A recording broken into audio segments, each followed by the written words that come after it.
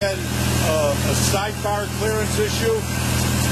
So you separate the body from the truck, raise it up, shim it, put it back down, and now we should have.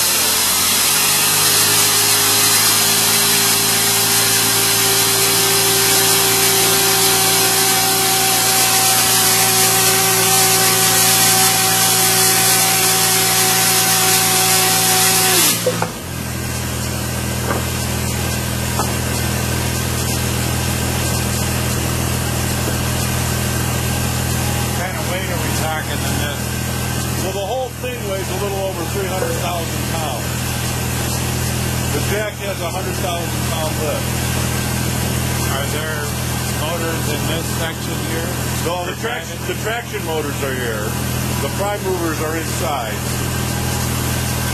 So you've got two 12-cylinder diesels inside that hook up to your generators and supply the electricity to run the traction motors, which actually move the train.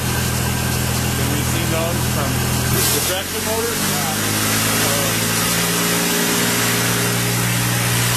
Right there's one. Where all those cables connect to, it's just a... we stick a light in there?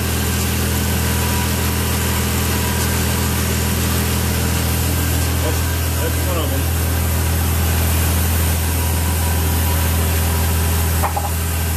That's the pivot there. Yeah, and then that's kind of hollow, and that's ductwork down through the center that supplies air to keep the traction motor cool. Ductwork, This is the solid piece here. See the hole there in the center?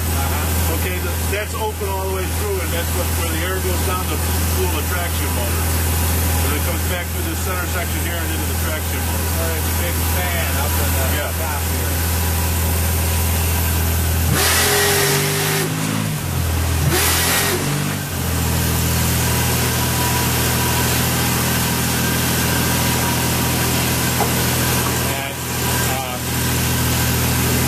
These are electric or hydraulic? These are electric motors. Okay.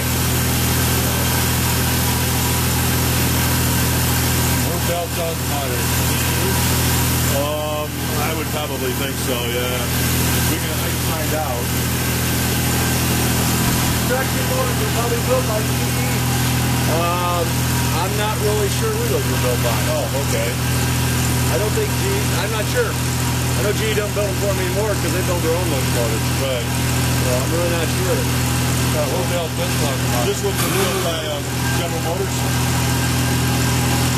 What year was it built? 1953. They had their own electrical section, so they probably built it themselves for there, because the radiators for here were built up the street at Harrison. Well, actually down the street at Harrison, because they were down on Walnut Street at the time.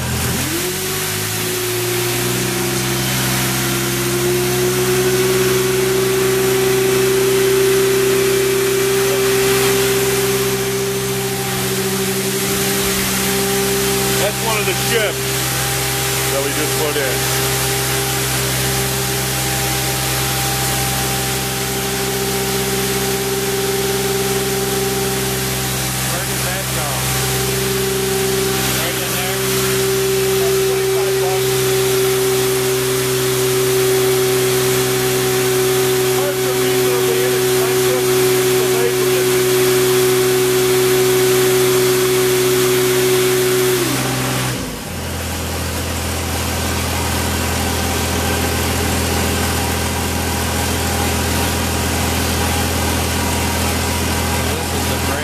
That's a brake cylinder, yep.